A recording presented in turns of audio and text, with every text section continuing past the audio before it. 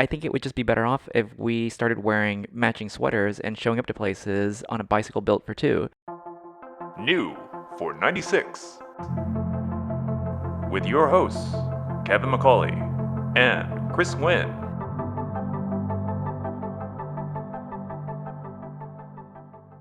What's in there? What's in where? The credenza. Mostly styrofoam peanuts and crumpled up newspaper. Oh, good. Much like my briefcase. When it isn't only holding a sandwich. 1,000 jelly beans. Yeah. I just carry the briefcase around to look important. That's yeah, it works. Yeah. People talk about it. Yep. Have you ever carried around professional luggage? Professional luggage. A messenger bag doesn't count. Like a hard briefcase. I guess that's the only type of professional luggage. I mean, there's a messenger bag, I guess. That was so popular like in the early 20-aughts. Yeah. 2010s even. Yeah. Maybe. I have a like a Toomey like soft briefcase. Okay. Like a nylon ballistic. Yeah. But I also because when I worked at the luggage store, it was like it'd be stupid not to get this one. It's a good deal. Wait, so the luggage, was it a Toomey store that you worked at? Yeah. We had like multiple brands, Okay. but Toomey was like our big one. Toomey and Hartman were like the kind of the big. Yeah. I had a Hartman. Hartman was cool. Like Yeah. it's like this old. It's just like kind of like two sides of the coin of Toomey and Hartman. And Hartman's like kind of like older and southern and old money and like not techie at all. But like these, the warm colors and the tweed. Yeah. My God, the tweed. The tweed, my God. Yeah, and if you weren't careful, if you were wearing tweed pants while carrying your tweed briefcase, you could ignite yourself from the friction. Yeah, we did repairs. That was a common thing. On the tweed? The igniting, yeah. Yeah. Yeah. Was there like a tagline that you had to say, like, you'll be tumescent for our Toomies? It doesn't really work, but I'm realizing as I say it now. In my head, it was wonderful. Wow, we didn't. But I got a Toomey messenger bag with like Toomey points. And then I bought, like, at a huge discount, the briefcase, which I still have. And, like, if I ever had to have a professional meeting, I might bring it. I think I had brought it for, like, a portfolio thing once or something. See, nowadays, I can't even be bothered. Like, a nice paper grocery bag is what I'll bring, like, stuff to a business meeting in. And that's about it. Okay. So I can't be bothered with bags. Plus, I have wanted to get something that was purse-like because I hate having things in my pocket. But once again, the paper bag. It's also green. Yeah. Maybe. Does the client, like, do they say anything when it's, like, the paper bag is from the Adam and Eve store? Yeah. Well, they can kind of see through it because it's greased out a little bit. So the grease stains. The bottom is clear. I'm sorry, the lube stains have made it semi-translucent. Can I tell you what I did today? If you must.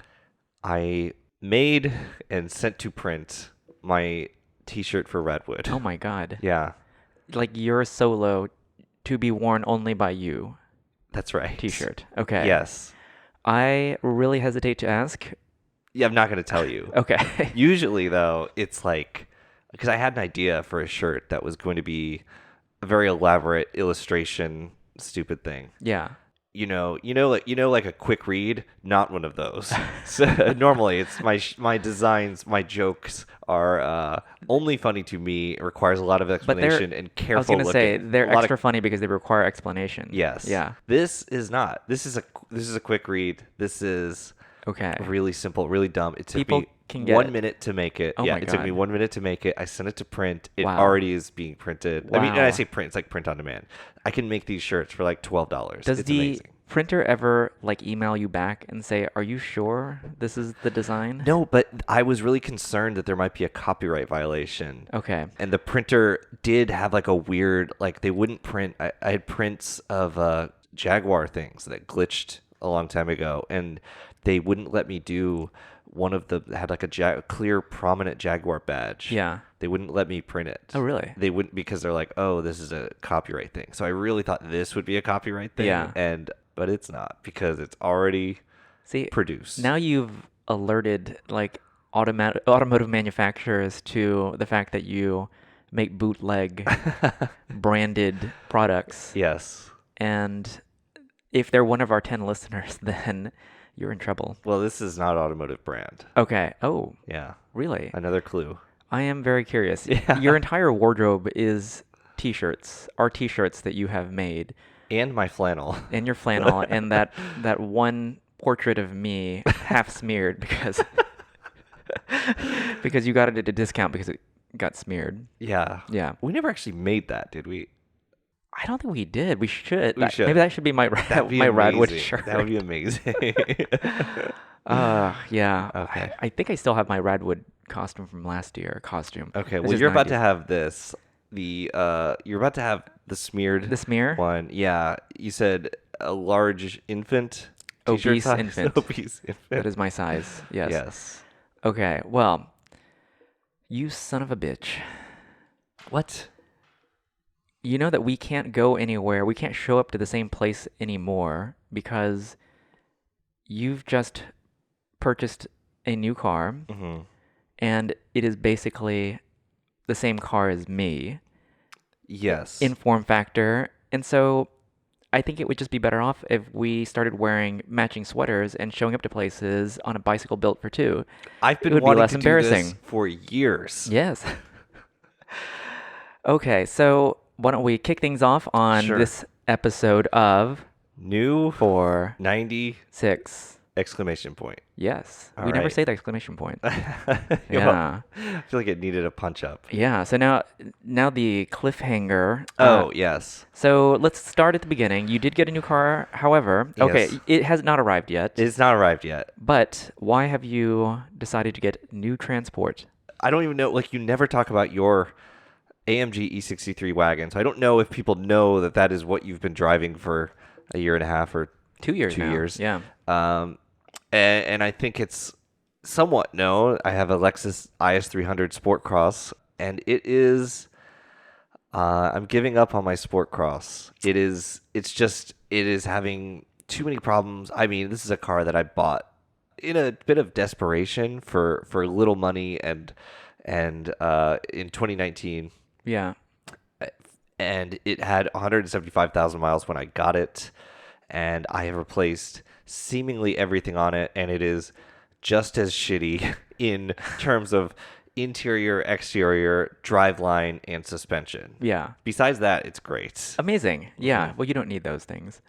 So you decided to do this to buy a cheap Toyota because you had a good experience with buying another cheap Toyota prior to this. Correct. Yes. Well, that one, my cheap Prius, I think that was bad because it was a bad car and also it was a hybrid. Yes. So this robust engine, Yes. very simple, Mhm. 2JZ. Yep. What could go wrong? What could And go and wrong? honestly, I'm not like, oh, it's not.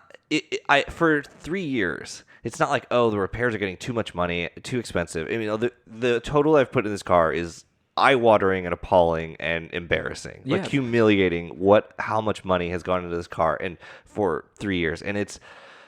And for most of that time, up until like 3 weeks ago, it was like, well, I am spending too much. This car's not worth it, but it is enjoyable to drive. Like, I like this car. I like what it, I like how it looks. I Yep. like the uniqueness.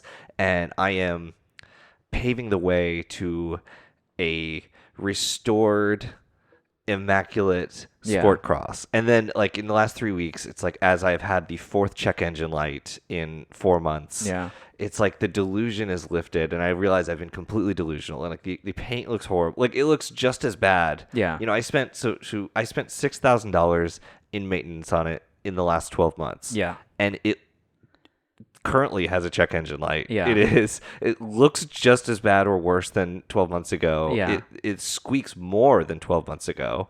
You The basically suspension. just been keeping it alive instead of restoring it, really. I've been keeping it alive, but that makes it seem like I've tried to be proactive. I've tried to do everything I could. I've not like I've not gone and the shop recommended, you should do this, and I said no, that's Yeah, too no. much. It's not like I'm turning down service. Like, I Right. will do not whatever, and it's deferring. still just not enough. And I did the timing belt and cam gears and stuff last year. Yeah. The VVTi, and then I found out at the beginning of this year that, like, the shop that was doing all that probably did bad work Yeah. using bad parts Yeah. and Amazon stuff. Which and is a shame because like it's a Lexus specific Right. And mechanic I shop. had good experience with them. I liked the professionalism. I liked the courtesy. Like Yeah. I like I don't need a fancy experience, but I like a fancier experience that's a little bit closer to a dealership. And I like when you can say, I'm going to take my car in at this time and just wait for an oil change, or they'll give me a loaner or whatever. And it's not like, Yeah. take it to this weird place and, and talk to them and ask for Hank. Yeah. And between this time, and it might take 2 days and it might take Yeah. 3 hours. And I don't know, like when I tried to ask, so the car, Modern Air Cooled got me in. Our friends at Modern Air Cooled got me in they just looked at it because Yeah. it was going to take a week and a half to get into the Lexus place. So I had to check engine light. They looked at it. They identified a bunch of stuff that had been done wrong and whatever. And I'm like, great. Well, now I don't even know where I'm going to get my oil changed. Yeah. I mean, I could go to Jiffy Lube or whatever. I could go anywhere. But I was like, I don't have like a place now to go. Yeah. And I'm like asking the three people at the shop, like, where should I go? And they all had different answers, and all of them were a variety of like, well, go to this weird place. Oh yeah, it's not gonna be a good experience. Yeah, yeah. or like come to the shop at after hours and bring the oil and blah blah. I'm like, this is like, I hate doing this kind of stuff. Yeah. Yeah. So anyway, once the delusion was lifted, I'm over it, and I said like, and so selling the car, getting rid of it, moving on, it's like was such a relief. Like Yeah. it was finally this not stress, but this feeling of I want to make this car perfect, and yet Yeah. it's still degrading faster than I can fix it. Yeah. Like that suddenly feel like it's realizing it's not my job anymore. Yeah. Like that was such a relief. Like that was therapeutic. You still have to sell it. So I still have to sell it. I mean, I'm not like, Yeah. I'm still going to sell it. do you think that if the car were in perfect aesthetic condition, you'd have been a little bit more convinced to keep it going? Yeah, I think so. Yeah. I think so. Because in a way, like cosmetic stuff is more troublesome to deal with than mechanical stuff. Although you've had your share of both. I've had both, yeah. Yeah. I mean, like I said, the suspension, I've overhauled as much of the suspension as Yeah. I could, basically twice. Yeah. Not necessarily fully twice, but a lot twice. Yeah. And it squeaks. And the last suspension stuff was just in December. They did all the lower control arms, and that actually brought out more squeaks. Yeah. Because it put more pressure on the stuff that was worn out. The interior has the sticky dash, which is now covered in cat hair. Yeah, so it's basically fabric now. Fabric dash, it's felt. Yeah. And then the paint, which was not great when I got it, is worse now. Yes.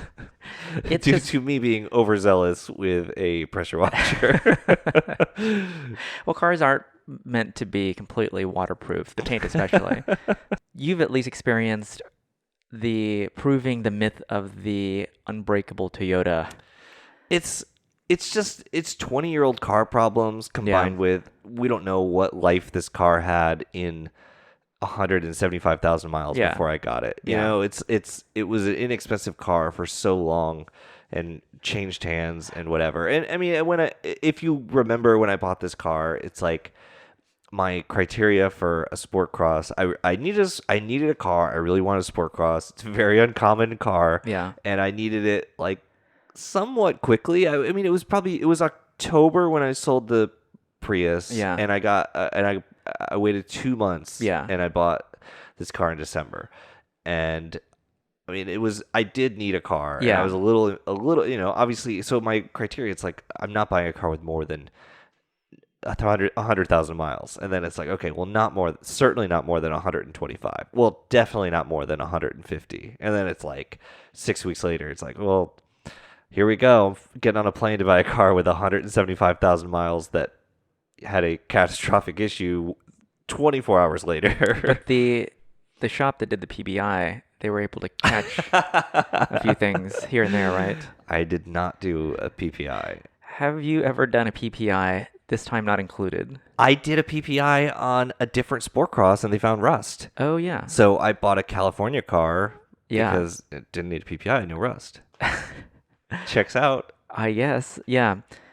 I'll make this quick because we should get on to what car you actually bought as a replacement. But we had a disagreement on my LX, which it was a 2006 LX 470 100 series Land Cruiser and I bought it with 230,000 miles on it. Kevin is pretending to fall asleep right now, but it is the ultimate Toyota. And I'll counter it with this. I You don't believe that car like is as bulletproof as people make it out to be. I'm going to argue, even though I only had it for like 3,000 miles and I put some money into it just to kind of baseline it when I got it, it was perfect there on out, like no issues whatsoever. And I know the new owner too, and the new owner has not had any issues, and he actually drives the car and tows like a boat with it. And I think there's a difference. Okay, so I think the bulletproof Toyotas are Camrys. Maybe some generations are better than others, but for whatever reason, I think those are built to just last through abuse, meaning like no maintenance whatsoever, and then skip over everything else to the Land Cruiser, which is hand built, and they cost like 70,000. Oh, that one cost like $70,000 new, always dealer serviced, and so I think this one was a dealer service to 180,000 miles. I think that's why they tend not to fail. I think it's when people start deferring maintenance and it starts falling apart and it's just not cared for. Right. I mean, any car that gets so cheap and people have it and they don't necessarily keep up with it.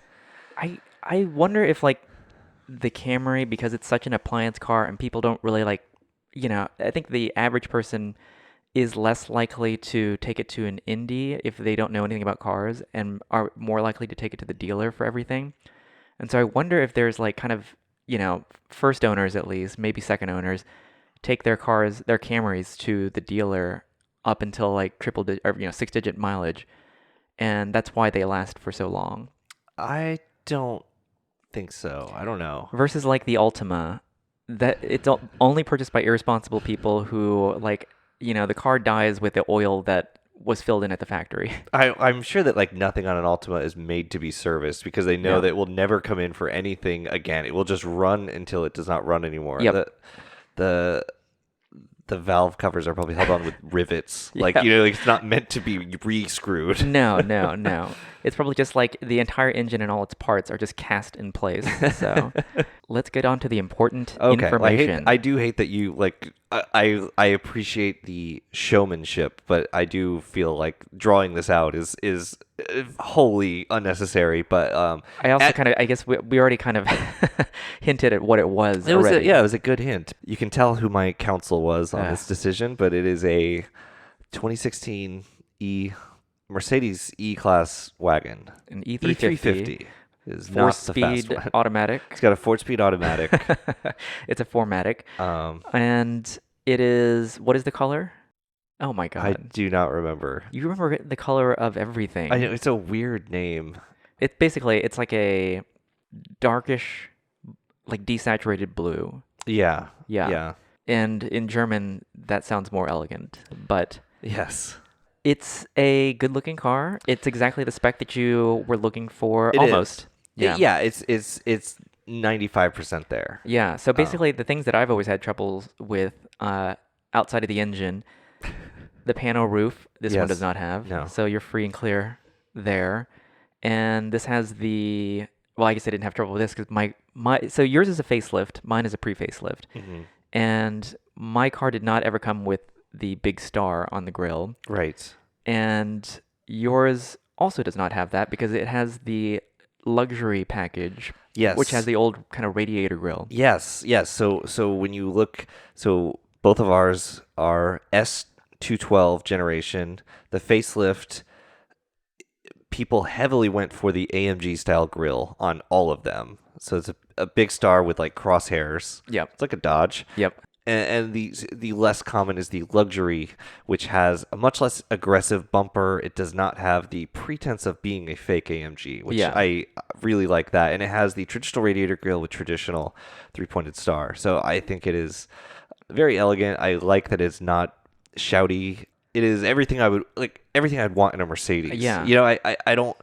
It'd be hard to get a Mercedes that is trying to be this like performance thing when it's not even the performance Yeah, because one. basically all of the new ones, All of like the new ones. they're very, even I don't know if they still have like the luxury trim with a traditional grille anymore. I know the previous C class and E class, I think you could get it with the grille and the hood ornament, but I think that might be all out now. I Maybe think the there's hood the S ornament's class. been gone for a while for like Yeah. pedestrian safety. Oh, maybe the S class still has a traditional grille at least. I don't know if it has. I think it might. I think it does. Yeah. I think it does. But that does speak to just kind of like when an E-Class used to be such an elegant adult vehicle. Yeah. No sporting pretenses. It was just like a fine object. Right. And, you know, the facelift with the AMG Sport Hmm. attachments to it made like a not sporty car. Because it's not like the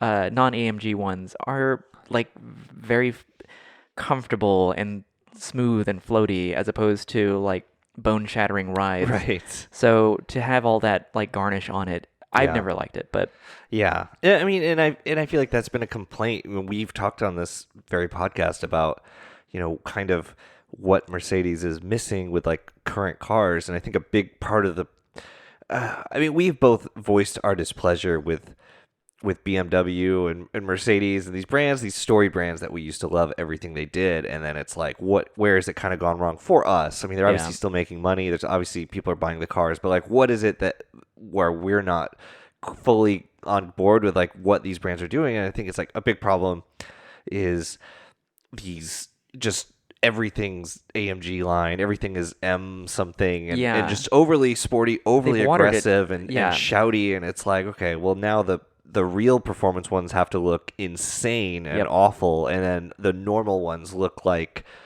super aggressive, and it's like And sometimes you just want You're- elegance.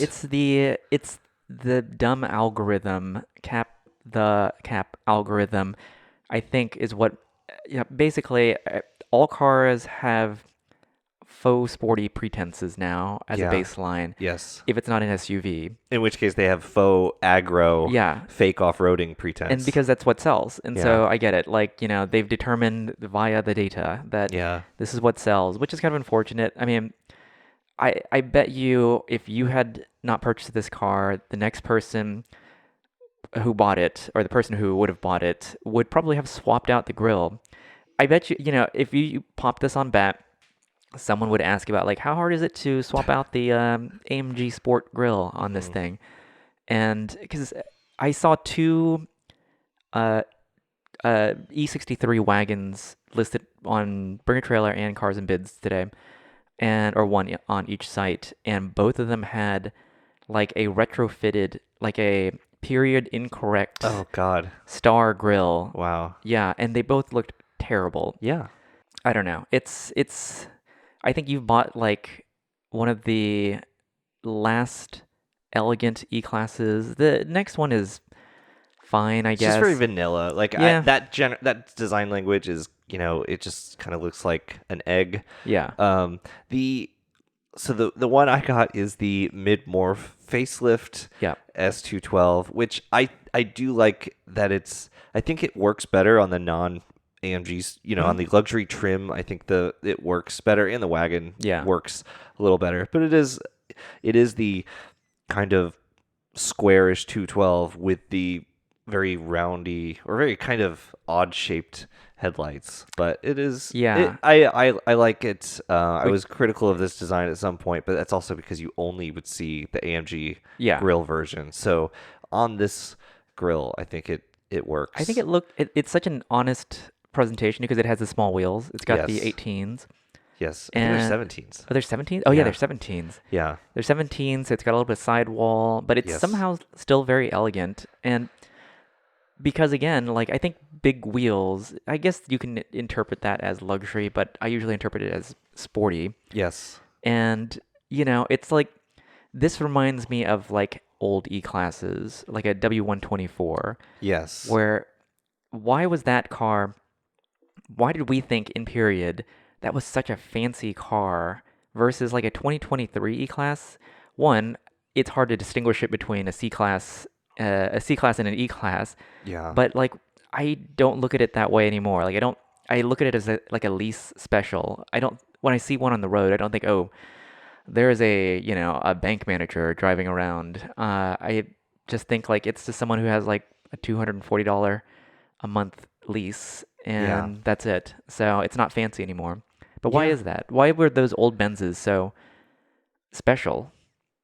I mean, I guess it was more of a commitment. I guess you had to be actually well-to-do to get one. I mean, it's any reason I think is basically gatekeeping is why it was special then. But I mean, I there guess was so. there was a lot fewer luxury items Yeah. in that time. There was, and also the visual distinction, the presence Yeah. of a car like that was so different from your, you know, Nissan Maxima that might be the same size that was a car. And Yeah. whereas now, like, I was in horrible traffic this week behind some things, and I'm looking at like a current E-Class coupe and like a Fusion and something else, and it's like if you squint, they all kind of have the same shaped taillights and like Mm. the same trunk cut line Yep. and the same bumper that goes all the way up. Like it's like a bumper cover that goes all the way up to the taillight. You know, it's like that linear Yeah. 90s Benz thing, which goes all the way It's back to way before that. It was still unique looking. Yeah. There wasn't a lot of stuff It was copying that. also like austere. Like the designs were very austere and straightforward, and I think somehow that translates really well into like luxury or a fine item because it's not trying to be anything else. Like of like let's say you pick the mid 90s a W124. At that time, compact cars, say for instance, at the entry of the market, they all are like kind of curvy and try to do things just to bring some sort of excitement to an otherwise like Econobox. And the Mercedes is just straight lines, straight flat Yeah. panels, and it's like a very simple presentation, but it looks well made. Hmm. And I'm gonna guess I think there's one more thing that maybe I've just thought of this now, but is it also because there are so many like products now in the Mercedes lineup and in every single luxury manufacturer's lineup now, like has the appearance like has the GLA helped to bring down the brand a little bit because then you see Mercedes is everywhere as opposed to before. It might just be, every once in a while you'd see one or you just see like fewer of them on the road. The problem isn't sort of the problem isn't that you see too many GLAs. The problem is that all of them look like GLAs. Like all There's of the that, Mercedes yeah. looks like We've GLAs. You know what? Okay, you know what I was thinking of while you were talking, and I came up with a better point.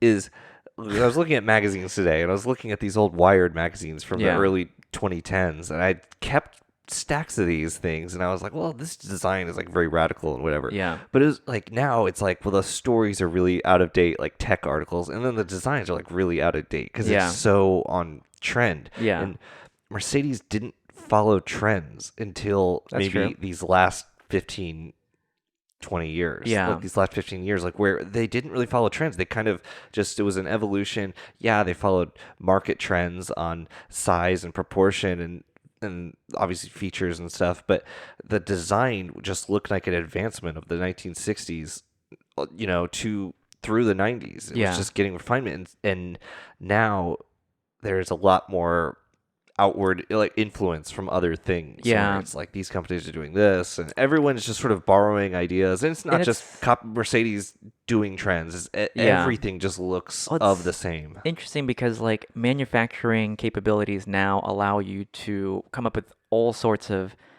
design options. Basically, you can shape the car in any which way you want, and it does seem like a lot of people are doing basically the same thing. Somehow, with all of this capability, they're kind of producing all the same like exterior car, and that's kind of a shame. But we've had this conversation before, and while you were talking, I was thinking of something else, Okay. and we talked about how especially modern Mercedes, it is now a trickle up design exercise as opposed to trickle down, in which before all the models, like in the mid 90s, it was the S class that set the design standard, and then you kind of got every single model underneath that was influenced by that. But in current day, it is the opposite. I don't think it is. You don't think so? No. Well, where do you think it comes from? Because I don't think it comes from the S class. I think it does. Like I think that 2014-ish S class was the first of the egg language, and everything kind of fell under that. And then the new language, which is a slightly different egg, it kind of started with that S class. I think it. Because they did the S class and then they did the E. I thought it was the other way around, and it was the C class introduced like the new design language for the current lineup, and everything kind of followed maybe. suit. I don't know. So You might be right. I'm not But sure. I do remember with the last C class, S class, like the S class came out and then the C class was like next, and everyone was really wowed by that interior because they said it was like S class level Yeah. in the C class size. Yeah. I didn't really see that. I but didn't see that either. Yeah. Yeah. I've only been in like that AMG that was a really terrible spec though. Yeah. Like I'm sure a luxury C class might be better. Maybe the rental that I had. Yeah. Yeah.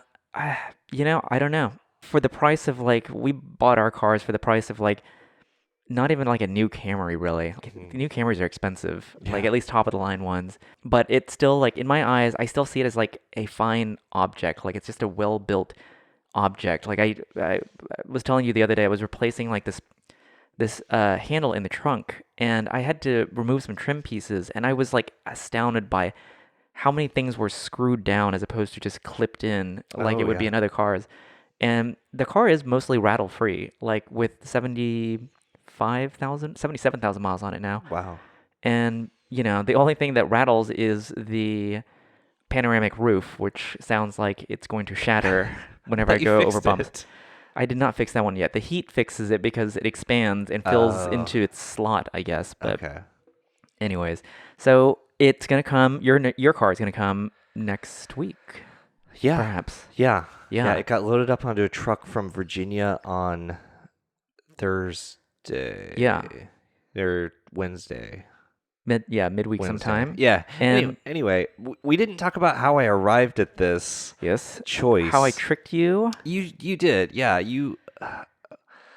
I immediately came to you with looking for car recommendations. Yes.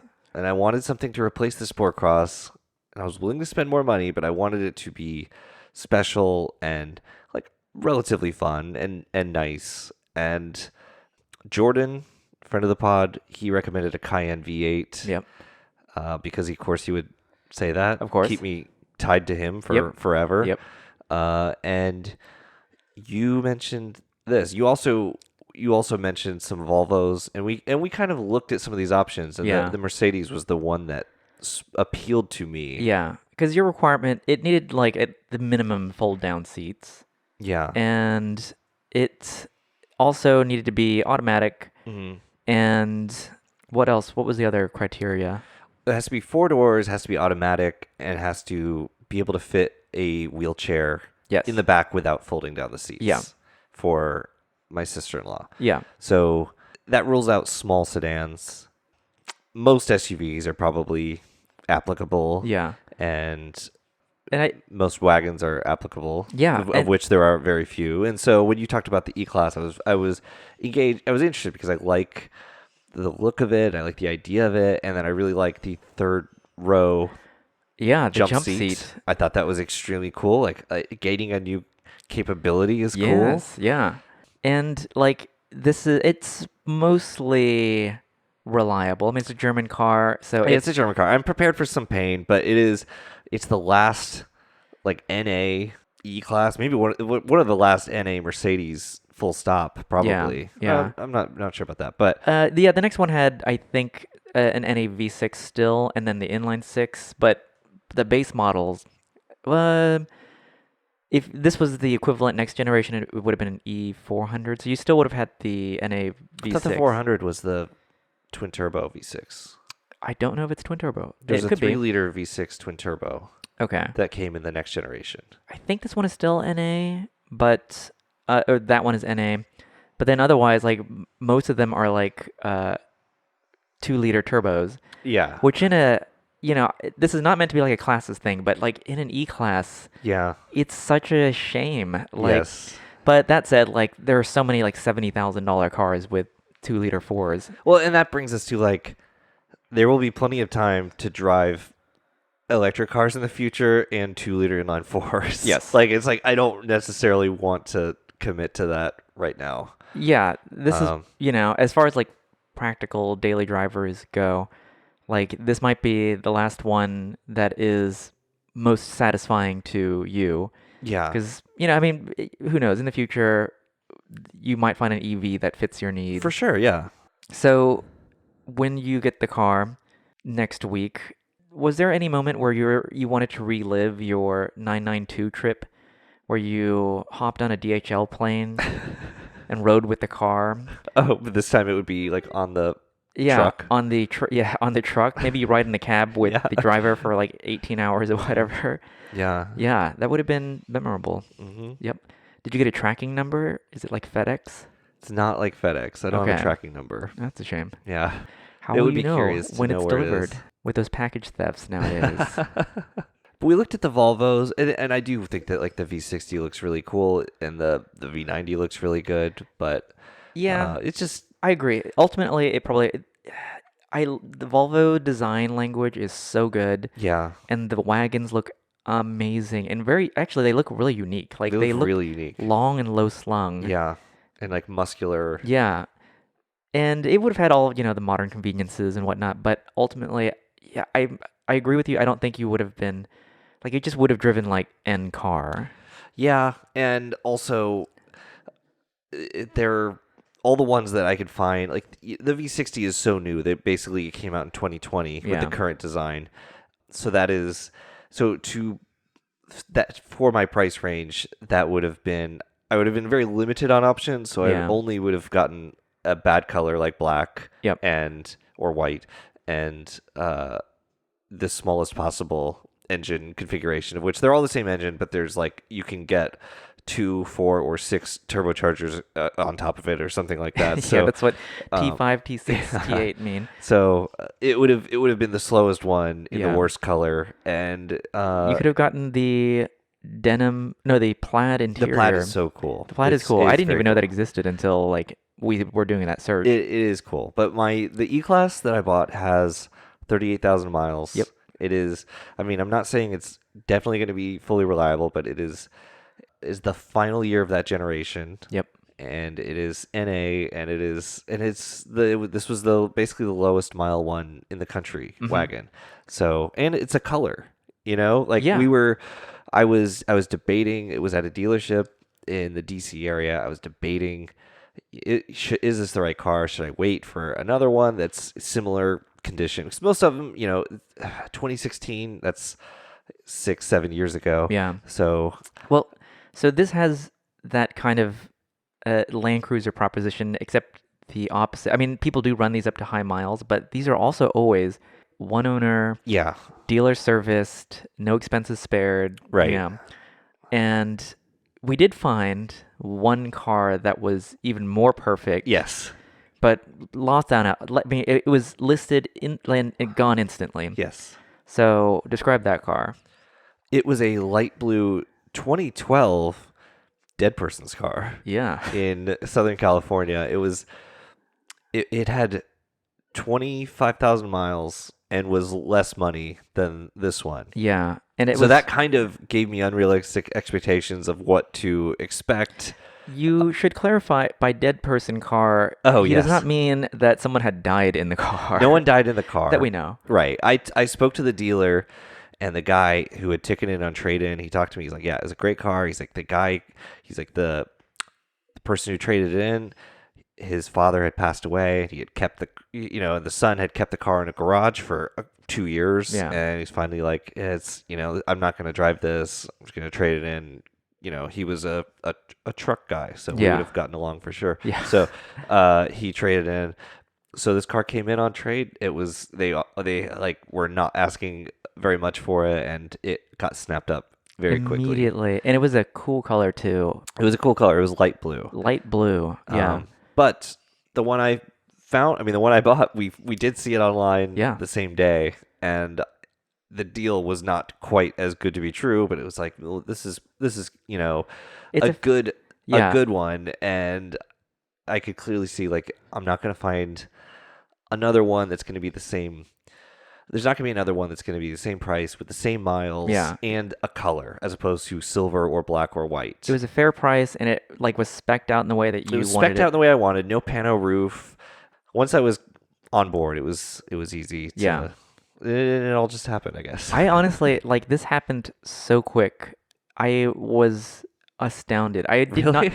the first when you mentioned that you wanted to buy another car, I was like, okay, it's gonna be a long drawn out process. He's gonna hem and haw. But you were ready to buy that other one, the other E-Class. I did not think that that was the one that I really wanted for you. Right. And you were ready to buy it. You talked to the dealer like that night. Yeah. Yeah. And so I was excited about that because I have been hemming and hawing for a year now. We'll get to you. We'll Yeah. get. No, we will. I don't mean it like. Yeah. I will say that you buying this car has renewed my own interest in my car. Wow. And I don't know if that means that I'm going to keep it, but I am, the scales are tipping back towards that versus finding something else. I'm still looking on the daily for course. something. Of So, course. yeah. Yeah. So I do appreciate all your help with the search and like I said to you many times, me asking you a million questions wish- or just like venting to you about the dealer doing BS and stuff. But we did didn't- have a good conversation over coffee one Yeah. morning where that's when I had called the dealer and I tried to unsuccessfully haggle on price, and they Yeah. basically said, actually, someone's making a deal on it right now. And I said Which that was probably bullshit. probably bullshit. And so Yeah. I was like, okay, well, this one's gone. The next day, they came back to me via text. They said, so are you still interested? And I'm like, ugh. Yeah. So it is not really worth walking away from it and still waiting, You were still driving this Warcross when over a small amount of money. You were also just taking it like because it was it was purchased from a Toyota dealership, so it's a volume dealership, and so the service is commiserate on the sales side. I really like the way you said, you're like, these people are salespeople. Every weekend they see 100 dads that are playing hardball, and they're Yeah. like, I'm gonna walk away from this deal on this Camry right now. Like, they are so used to that. They've seen that a billion times. Yes. Like, you're not gonna out hardball them. No, so in which case, like you can't take anything personally, which I think you were like, I did take it personally because once I committed to the car, I was like, okay, I just want to make this happen. And they seemed to be trying to make it harder yeah, until they knew that I was serious, I guess. yeah, yeah. They're just like I knew it was just games. Like when they told you that there was another buyer. Well, I mean, I did walk away and not stress. Like, I didn't like That's true. call them multiple times a day, like, Yeah. hey, did that fall through? I was just like, okay, well, this one's gone. Yeah. I'll wait till the next one. And Yeah. then they came back to me, and I was like, okay, well, then I'm gonna get it. I'm not gonna try to. I mean, it worked because I didn't really try to like get a lower price, but I was like, look, I don't want to like dance around this for weeks because you're like, Yeah, you're like, if it's still for sale in a month, you could probably deal, but right now, probably not. And I'm like, okay, that makes I thought it sense. was a little smug of you to answer the phone. Well. Look who's calling. The weird thing is, the whole thing was done over text message, like all of it, Yeah, I mean basically. that sounds good to me. Like No, I it hate was- dealing. Yeah, totally. I don't want to talk to people on the phone anymore. That sounds terrible, Yeah, for honestly. sure. But okay, so Yeah. I wish I had like convinced you to buy something like really stupid though. I sent you some dumb things. I sent you like a ZDX, which would have maybe been a little bit interesting, even though Yeah. it's an Acura. Yeah, I hate Acura Yeah. a lot. Yeah. Or like It's kind of my brand, is like hating Acura. yeah. You know what? A Murano Cross Cabriolet would have fit your criteria. Without Even- the No hatch, but you just pop that top and you can put whatever you want inside. but it's not 4-door. Oh, yeah, you're right. I guess. Is there a four-door convertible? I guess not. That would be Like Wrangler or Bronco. Maybach Landaulet. There we go. Yeah. There we go. Okay, on to the next. So I wanted to talk about the normal cars thing. This is transitioning to your own daily driver search. Yes. But when you had your BMW E91 wagon, Hmm. you would frequently, in many dozens of episodes, complain or why you were getting rid of it. Yeah. You said it was a normal car. It was too normal. It was just a car, and Yeah. I was like kind of. I don't know. It was I was always like a little miffed because at the time I was driving this horrible Prius, and it's like I want like a normal, like good, nice car that just drives like a nice, good car. Yeah. But I do know what you mean. Yeah. And so it's taken me forever to realize it. But like it was a normal car. It didn't have a sense of occasion, especially since you used to have an E90 that was faster Yeah. and more sporting. Yeah. Like it was just a car. It was special because you knew it was special because you knew it was a rare rear-wheel drive manual Yep. BMW E90 wagon, which is very cool. But it's only cool to you. It's only Yeah. interesting to you, and it didn't really deliver anything special from the driver's seat, especially when you had experience with the E90. It was, yeah. So I kind of get it, and then I think I understand. Like you have the E63 wagon, which you have all these AMG things. It kind of revs when it starts up. Like there is little reminders that you're in the special one, and it sounds like vain. Like I don't mean for it to sound vain. Like you need these little things but you're in the cool one. Yeah. Like you were in the it's- cool one, and it's and that is makes it a little bit magic. But it's like a daily driver, but it's a normal car. It's not a sports car. It's this. Yeah. I'll liken it to just like, I guess, adrenaline junkiness, where Yeah. it's just kind of like once you kind of like feel something special and a special attachment to a car because it gives you something back, then it's hard to go back to something that doesn't give you any sensation whatsoever. Right. And it's not to say that the E91, it was the perfect, like it was a very good normal car. Like it wasn't, the manual was fine. It accelerated fine. Lots of feedback through the steering wheel. Like you could get it a little bit sideways if you wanted it to, and it was fine. But like otherwise, like when you're just puttering around town, there's just like it doesn't really give you anything back. Like, Right. and this E63 it gives you a little something back. Like whether it's the noises or whether it's the hard or the hard.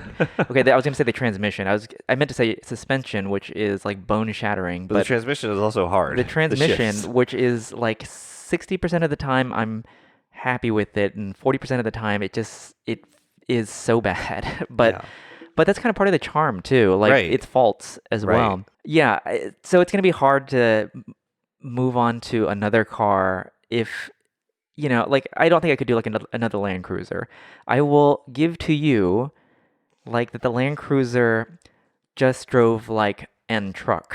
Like Right. despite this being the luxury one with AHC, the hydraulic suspension, it was still like it drove like a truck. Yeah. And when you hit a bump, you could feel the chassis vibrate from the front all the way to the back. So, it is what it is. I think that you'll get from the E350 kind of that sensation as well. I think just in that it is not just a sedan. I think the Yeah. comfort and the quality Yeah. is what you'll revel in. Right. I mean, and something as specialized as the AMG just would not work for me with driving 10,000 miles a year. Yeah. And using it for a lot of practical things. I barely drive my car, and I'm filling it with a quart of oil every like few weeks. Well, not every few weeks. There'd be a huge problem, I guess. And they're just like, as it sits there, it is needy. So Yeah. as that goes, I felt like that with my GTI too, which is why that one only lasted 6 months. Yeah. Because I think I went backwards as far as like an automotive experience goes, going from my first E90, Right. the 330i, and I got into the GTI. No, I got the GTI after the Cayman. Yes. Yeah, I had the Cayman, and I was going to use the Cayman as a weekend car and Yes. the GTI as a daily driver. And the problem with that was that I was daily driving the Cayman for, at that point, like 2 years or something. Hmm. And that's an engaging car and it's fun to drive around town. And this Yeah. was the base model, so you could rev it out a little bit like at low speeds and And it gives you like the sensory of it. Like, it's a special car. Like yeah. it's not a prestigious badge within the Porsche world, but it is all these Porsche things. It is like a Yeah. driver focused cockpit, like a great shifter, all that stuff. It's a mid-engine sports car. You know what I mean? You Yeah. get in the car, like it gives you this sensation. There is something, yeah, that it gives back to you that makes you like attached to it or feel attached to it. And the GTI was fine. Like it was again like the E91. It was a very good normal car. Yeah. But I haven't driven like, I mean, this is a tangent, but like a Mark 7 or Mark 8, and maybe those are somehow more magical than the Mark 6, but I think they all drive the same. maybe so. I drove a Mark 7 last year. I don't remember it. Okay, yeah. Very good normal cars are a great option when you just need something reliable that gives you at least speed when you want it or just something. But otherwise, like if I don't drive enough to on a daily basis for that to matter, I guess. I'm fine with like a slightly unreliable car as a daily driver because it breaks once every 6 months or something like that because I only drive it like 3,000 miles a year, which actually really does not average out well if it breaks down every 1,500 miles. But Well, yes, what can you do? it's Which fine. is so on the subject of your potential daily driver search. Yeah. That's why I think the Cayman GTS or the Cayenne GTS. Yeah. Cayenne GTS makes sense because it is the GTS. Like it is the one. If you're in the know, you know that it is the cool enthusiast one, and there is Yeah. little GTS touches in the. I'm mixing up And everything. GTS touches on the interior. The color is The the most colors. important part because I've never owned a car that is a color. Even the E91 was Wasn't your Tasman protege green. a color? It was green. Okay. It was kind of like, that era green. Right. Yeah, and my E91 was green too. It was Tasman green, but it kind of red gray. It was the gray of greens. Yeah. I want a peridot green. Oh yeah. A So Shrek cool. green, large, like bulbousy SUV. And for some reason, like I'm into the idea of this cartoonish like color on this car. I mean, it's a cool color. It's a really cool color. Yeah, it looks great on the Cayman R or Yeah. the Cayman Yeah, R. yeah. And at first I was opposed to the idea. I was like, it's neat, I guess, but who would drive such a bright colored I thing? believe as you said to me, I lie about where I am too Yeah. often to have a bright green SUV. Yes. I It can't is be identified. recognizable. You are like the only one within the 610 loop that is street parked. Yes. Will be yours. Yes. Yes. So, It's like, with, oh, maybe it's that other guy. He maybe it's that other guy outside of Poison Girl in a bright green Cayenne. it is a neighborhood dive bar. Yes. And yes, the wagon is discreet, but like even that, like someone's like, "Oh, hey, I see you were at such and such." I'm like, "God damn it." From a distance, from a mile away, someone will be like, "I see Chris." I'm going to text him to see where he is, and I'm going to say like, I'm at home, I'm tired.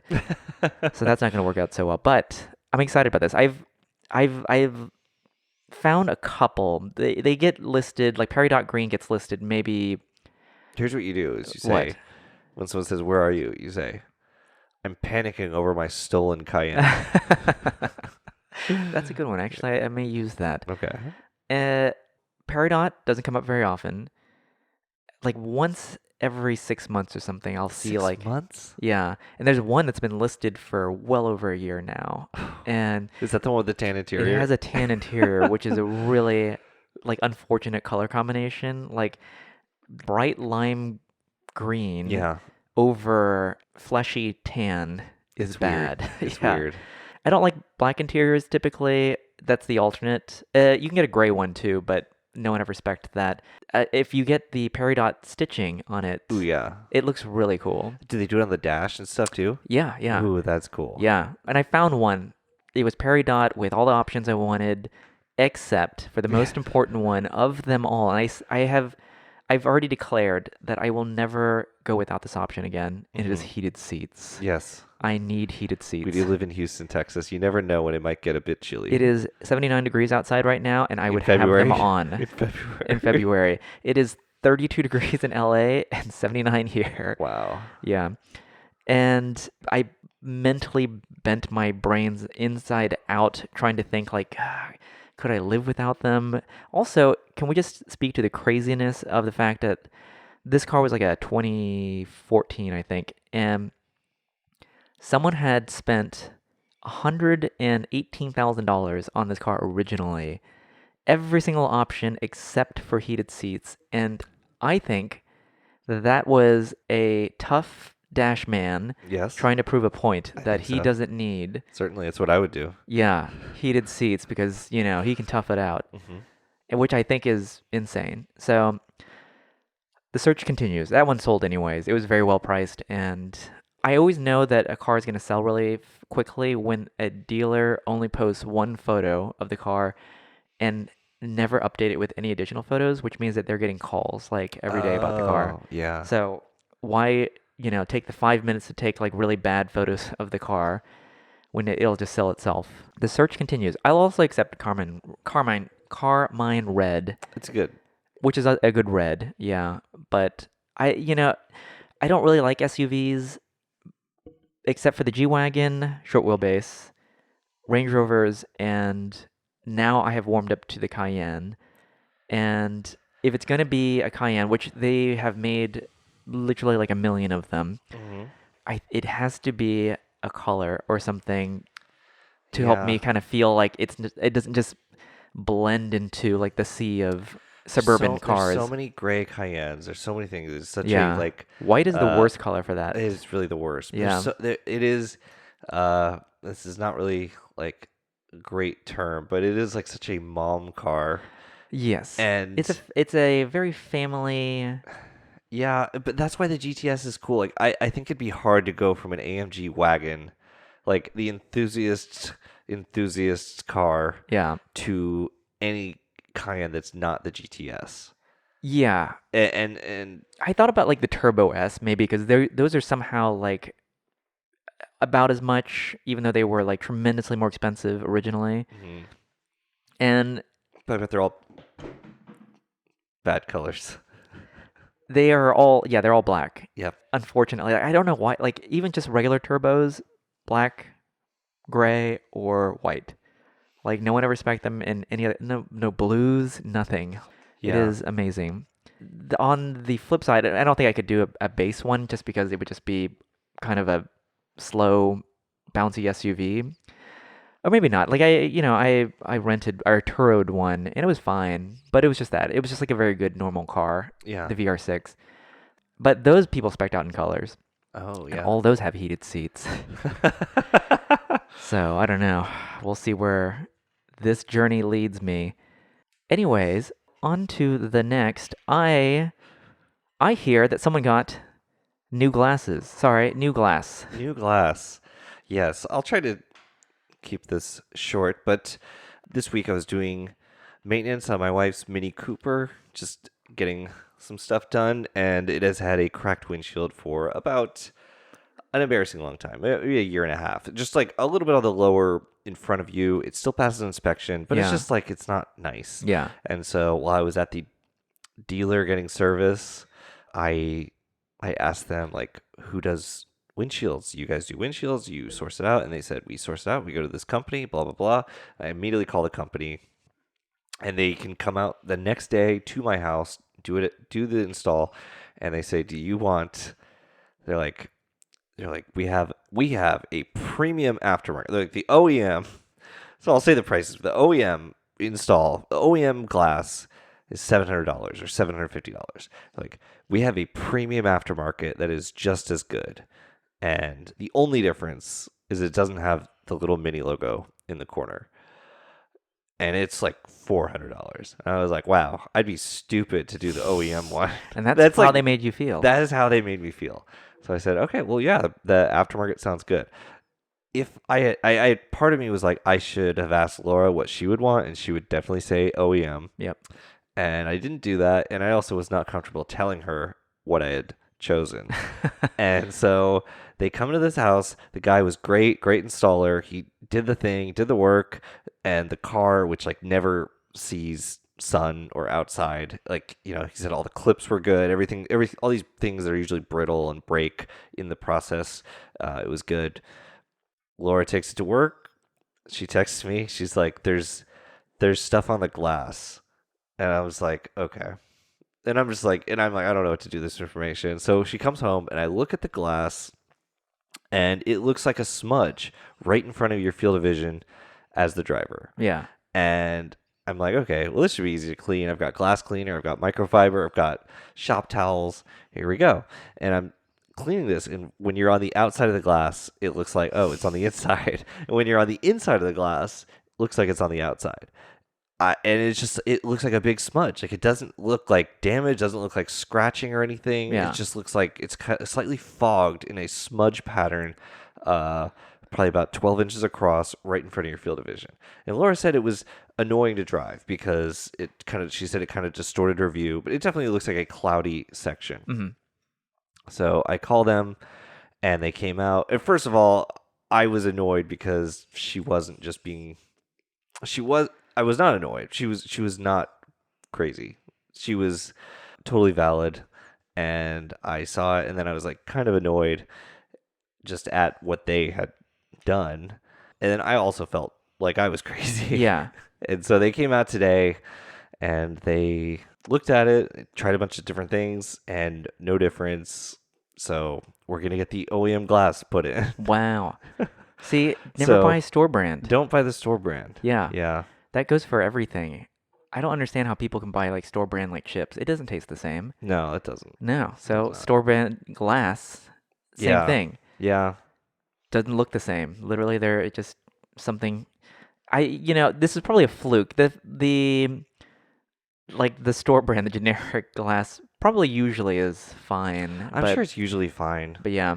Yeah, the installer was like, yeah, it definitely is messed up. It shouldn't be like this. I Yeah. don't know how this happened. He speculated that maybe it got damaged or it had got scratched, and maybe while it was in storage or coming to them or something, at some point, maybe someone had tried to like buff something out of, like buff scratches out, and they abrased it in this way. Yeah. Because it kind of looks like circular rubbing marks, but yeah, like nothing would get it out. And he said that the OEM glass comes like wrapped from the factory, like sealed, so you wouldn't have this issue. There you go. Yeah, Always get the OEM. I guess. Yeah, We don't always follow that really that advice all Not the always. time. No. Not always. No. So, although it has buying like a generic car part ever failed on me, or I don't know. I don't think so. I don't think so. But you're speaking specifically about with like Porsche parts on Yeah. Pelican parts. It's like the genuine Porsche one will be 4 times as much, and then the like URL or something is That's less. the thing. I think about that. I was thinking about like the last thing that I bought that was not a Porsche actual part were the taillight lenses, Yeah. amber taillight lenses, and it's fine. Those are hard to fail, I guess. Like, I mean, they don't.